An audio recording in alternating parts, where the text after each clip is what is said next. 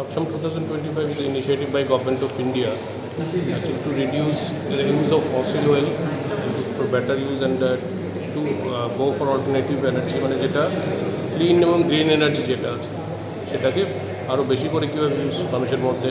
প্রচারে আনা যায় এবং একটা লক্ষ্য নিয়ে আমরা এগোচ্ছি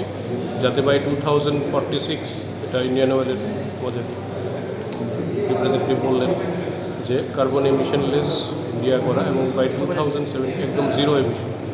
মানে যেটাতে মানে ফসিল ফুয়েল যেটার থেকে অনেক কিছু গ্রিন হাউস গ্যাসগুলি যেটা এমিশন হয় সেটাতে অনেক ধরনের হেলথ রেজাল্ট হচ্ছে এনভায়রনমেন্টাল পলিউশন হচ্ছে এবং এটার একটা লিমিটেড সোর্স আছে তো এইটাকে সবটাকে একটা বেটার ইউজ করে এই লিমিটেড সোর্সটা যেহেতু লিমিটেড